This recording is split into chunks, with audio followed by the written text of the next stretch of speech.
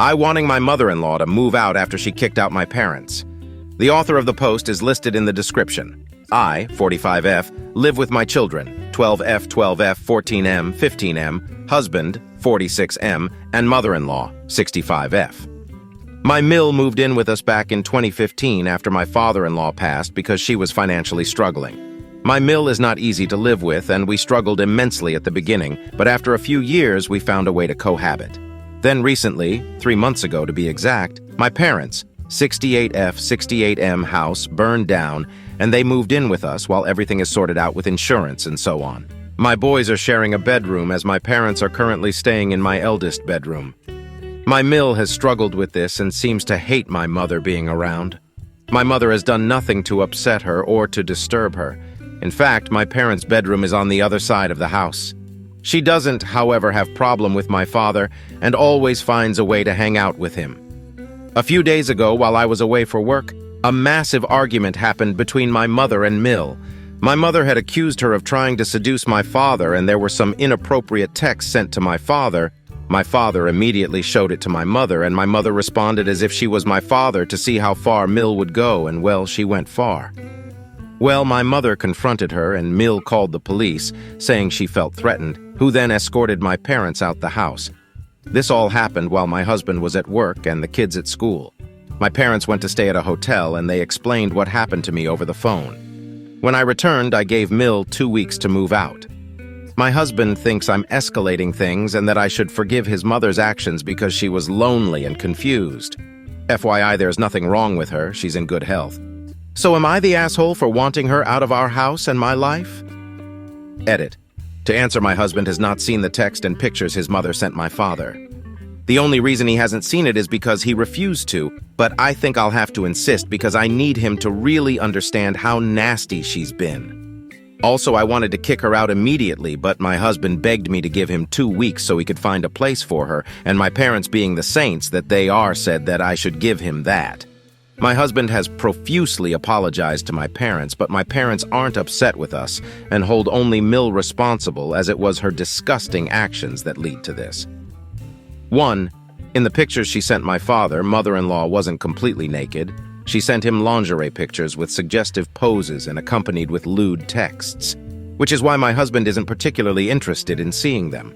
2. The police asked my parents to leave since my Mill technically lives there. To avoid escalating the situation, my parents decided to leave.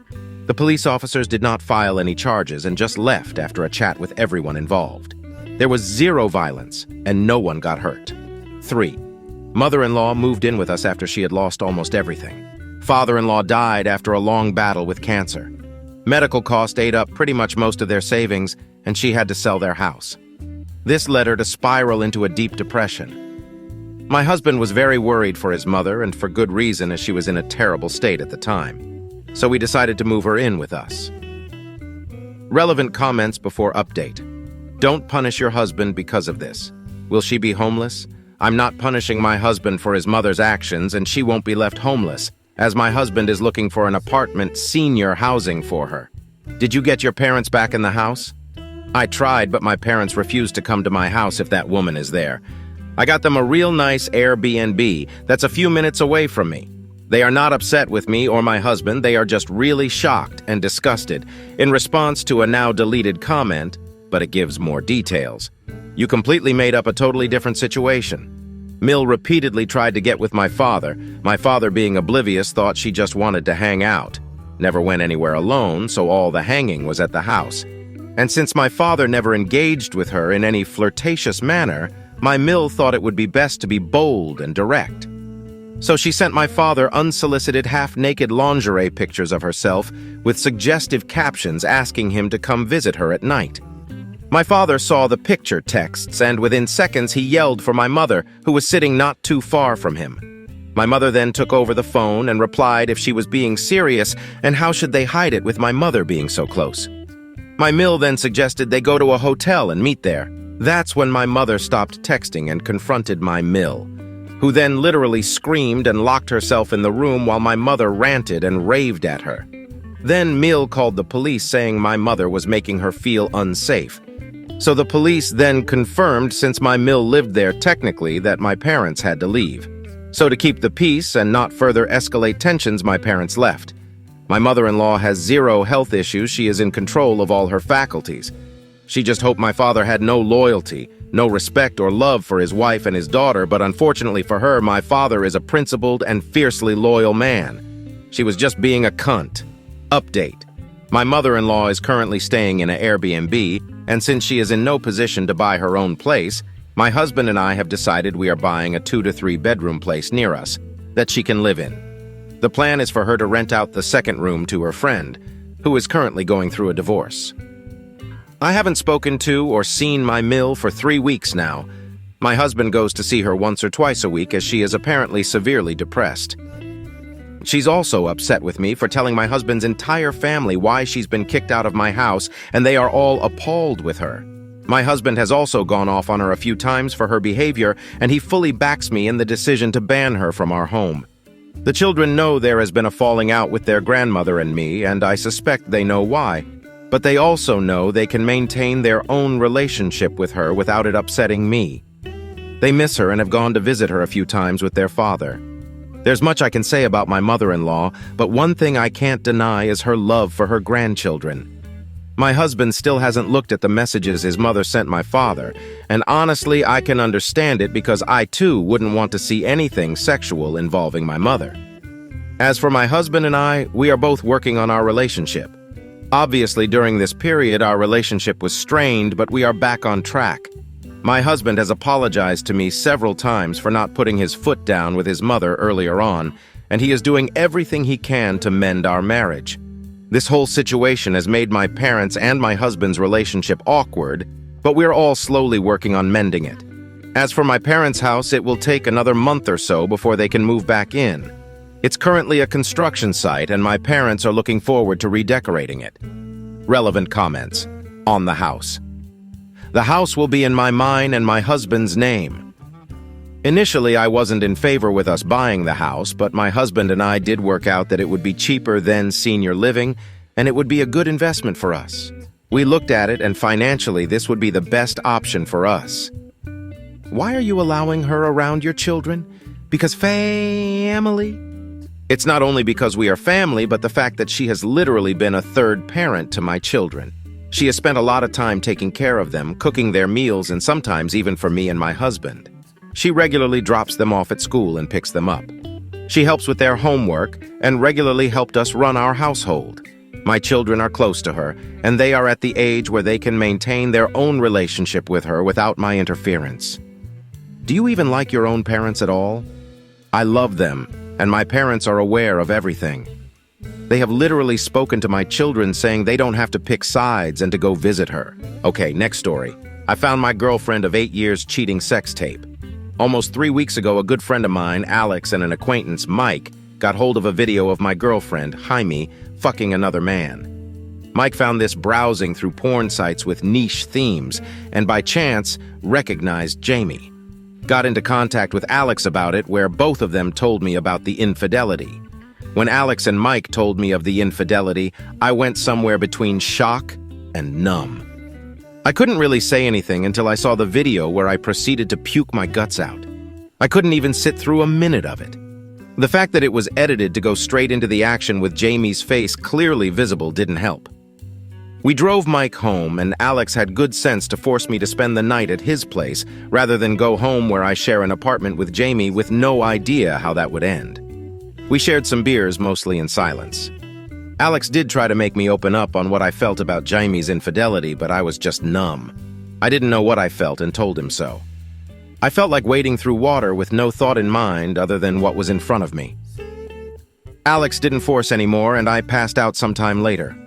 When I woke up, I recovered enough sense to realize that our relationship was most likely over. I go straight home through public transport, most likely brooding or looking pissed. I wonder what the other passengers thought when they saw me looking like shit while trying to emulate Batman. I get home and catch her getting ready to go out. Asked me where I was and why I didn't contact her. I don't bother answering and just told her we needed to talk.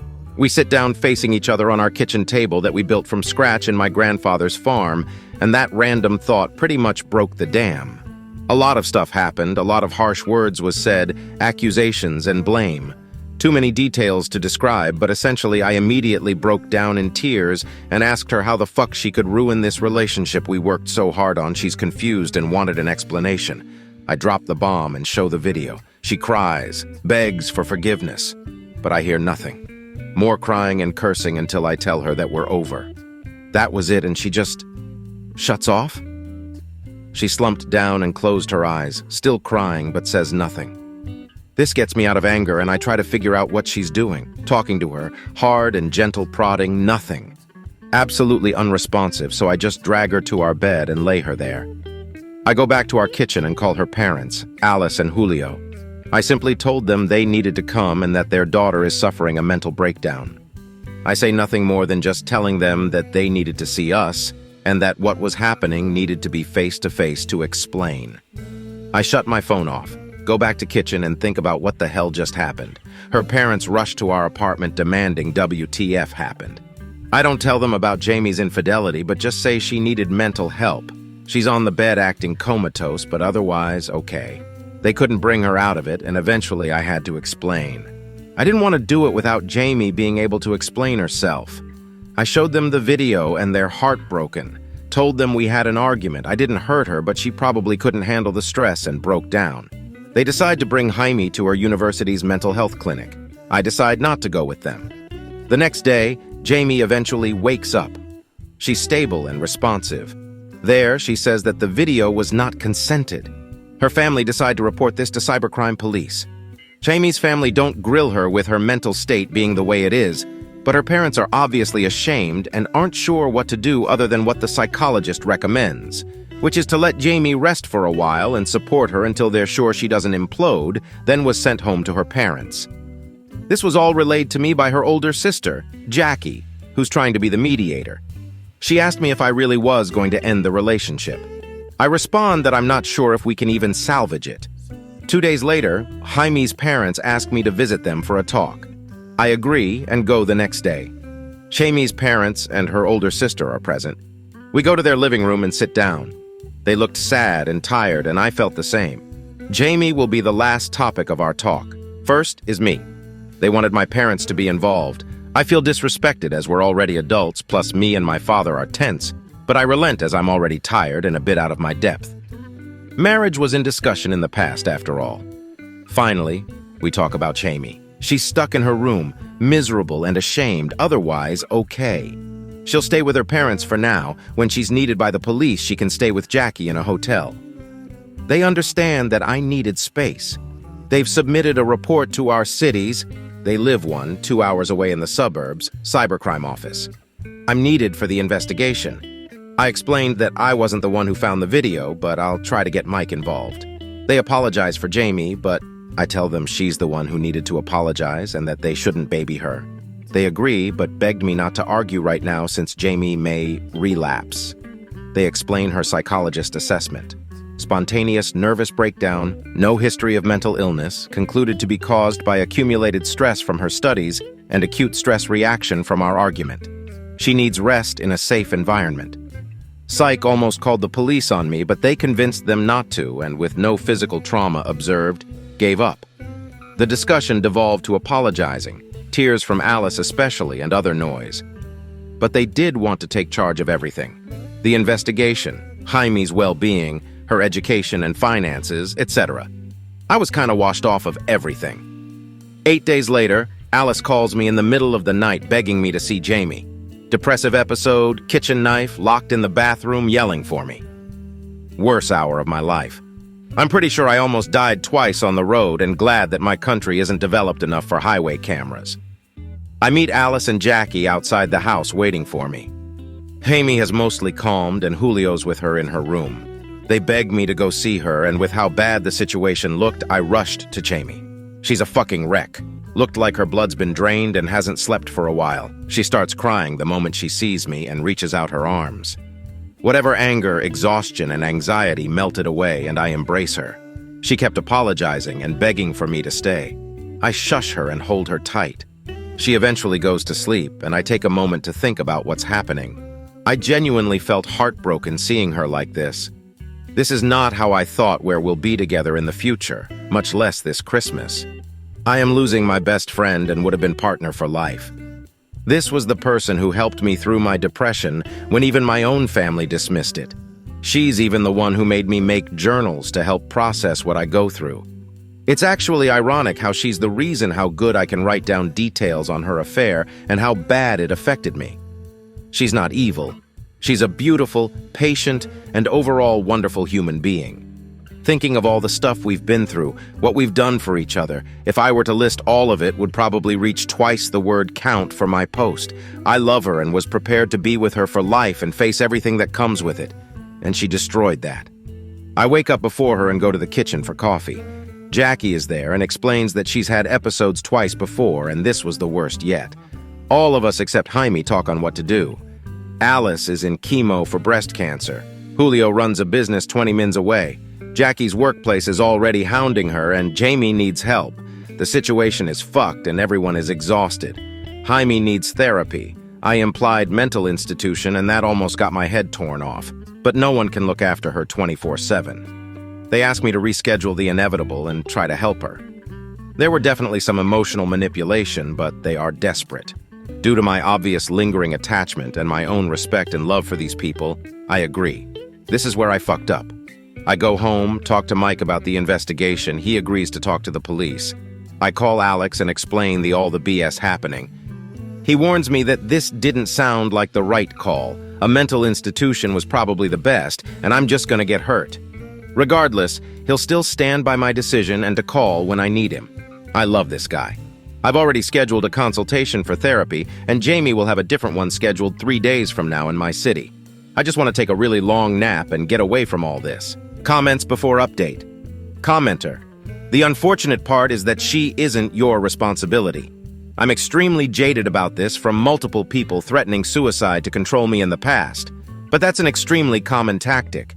What I would do in your situation would be to talk to her parents, say that you can't be responsible for caring for their daughter and maintaining her health as she struggles with the consequences of her actions.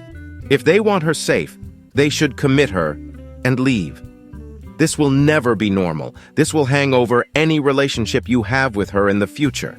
Not just the cheating, but this whole spiral. The stress of having to coddle and reassure the person who cheated on you is hard to break. It's confusing and emotionally draining, and truthfully, you are the victim here too. I understand she didn't give consent to be taped, but that is a situation that is completely removed from you. Just as she is a victim from the guy she slept with, you are a victim of her infidelity. My honest advice would be to just remove yourself. Deny being contacted again and end it fully. You have to start living your life. Commenter. It seems really unfair the way her family keeps asking you to intervene and to be there for her. Obviously, their priority is their daughter, but what about you and all the emotions you are going through right now? I feel like you need to cut contact for the time being and take some space for yourself. She is not your responsibility. She is a grown woman having to face the consequences of her actions. Like someone else mentioned, if you hadn't confronted her about this, she would have been happy to keep the cheating under wraps and continue with life as if nothing had happened. Answer: yeah, I really need that space. Probably years, too. To be fair, Alice and Julio wanted me washed off of everything. Prior to the knife incident, they kept silent about Jamie. They understand I need space and are actually surprised I haven't said anything about leaving. They're just as disappointed, and Alice wants to tear her apart, but obviously waiting until she's stable. They've already accepted me as a son and was just waiting for the marriage, and all of us can't fucking move on.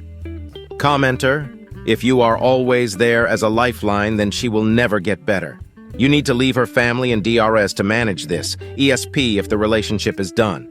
Commenter, take your shit and walk away. She's not your concern. She fucked up and needs to deal with her consequences. Commenter, yeah, you aren't married and don't have kids. There's nothing wrong with things not working out. Update, 15 days later. So it's been over 2 weeks since my last post where I got proceeded to get my ass handed to me. I'm not complaining, you guys were right. I do need to leave and start living my own life. A lot has actually happened since then, but thankfully most of it's boring, sad, and disappointing. Got myself a behavioral therapist, which something I should have done a long time ago. I have different problems unrelated to this that Jamie did help me through most, but a professional really does make a difference. Gave me a lot of hard questions, important questions that forced me to put my life into perspective. It was a liberating experience. Finally talked with my own family about this. For context, I'm not very close with my actual parents, particularly with my father. Broken home and all that. I consider my aunts, my father's 4 sisters, who stepped up to take care of me as a child, to be my real parents. So if I mention family, I really mean just my 4 moms. Turns out they were more involved than I thought. Jamie talks to them. She loved talking with them about me and our relationship. They got closer for it too. She asked so many questions about me, what I liked, food, hobbies, what my childhood was like. She'd ask advice from them about so many things.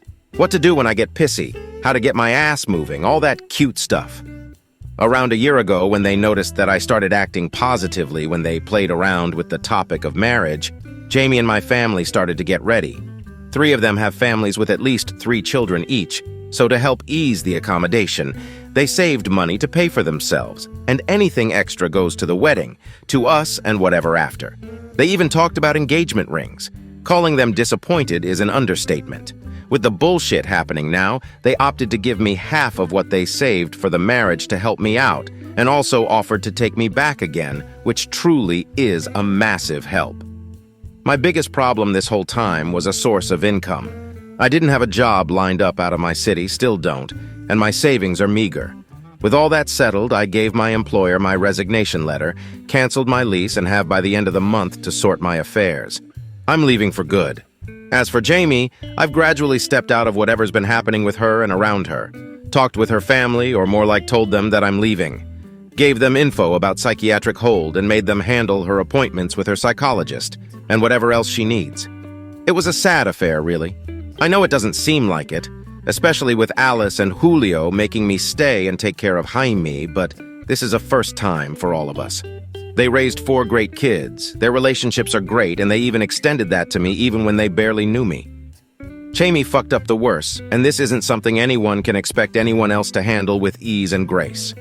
I mourned my loss of a potential family that I could have been proud to be with. For the POS who filmed her, I still haven't confronted her about it, but Mike and Jackie shared what she told the police and how the investigation's going. It was a Korean national she says she met on social media for a fling. She said they only fucked once, but that was immediately shot down.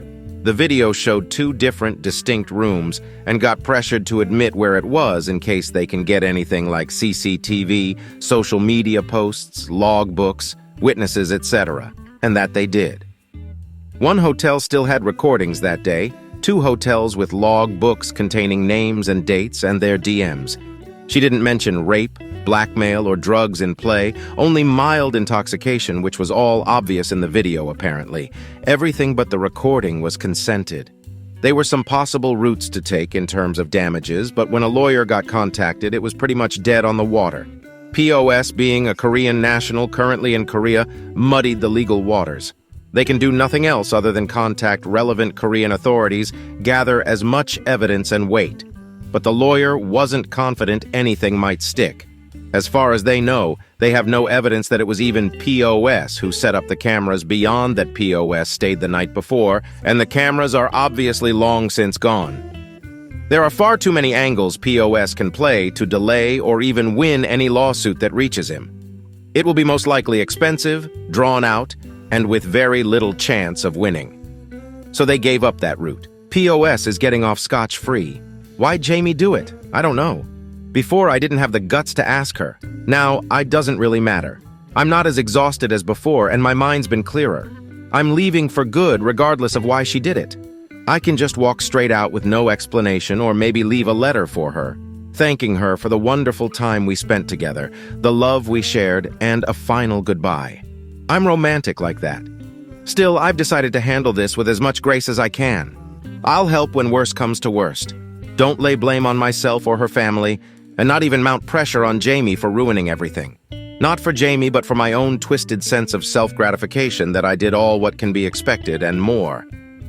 I will leave with my back straight and nose held high. Funnily enough, this did eventually show me how lucky I am despite everything. Yes, the love of my life cheated on me and had the audacity to throw a tantrum over it. My future's looking a little bleak. I've found out so much repressed anxiety and anger from my shitty childhood. but I'm still doing pretty great. I have family that loves me, friends that have my back, and despite her betrayal, brought the best out of me with wonderful memories along with it. I have nothing to be ashamed of, and can say with pride that I was a wonderful boyfriend. Hopefully this will be my last update, if not, the next to be far more boring and less mouthy. Comments. Commenter. Better now than after marriage and kids. Answer. Could have been, better not. Commenter. Wow, speechless. This is quite the saga. I've never had to deal with someone who had such a severe mental break as your ex. It must have been a little scary to witness firsthand. Answer. I was confused at first. She just shut down, and I was still not sure at the time if she really was having one. Her family has it the worst. As I said on my previous post, they limited as much contact as they can from me and her. Commenter. When did the whole affair go down? How long into your relationship did it happen? Answer. The earliest we have evidence where she really can't deny it was April last year. It was 3 months before our 8-year mark. Commenter. Do you think she cheated on you before then, or was this like some vacation fling? Answer. Don't know. I really was blindsided. I do think it was a fling. I kept reading about infidelity these days, and I haven't found anything that would point this beyond casual flings. We don't really snoop around each other's devices, but it's not like she would hide whenever someone contacted her, or would giggle about something while looking at her phone but not show me. Not that it makes it better. It's still baseline fucked up. Commenter. You shouldn't necessarily assume that this was a one-time fling, given that you wouldn't know about it either, if it weren't for being made aware of the recording. I hope you got the STD test mentioned in a previous thread. Answer. I did. Blood work, swab testing, and pee samples. The whole 9 yards. Only got asymptomatic gonorrhea. From where, who knows, having no symptoms makes it hard to figure.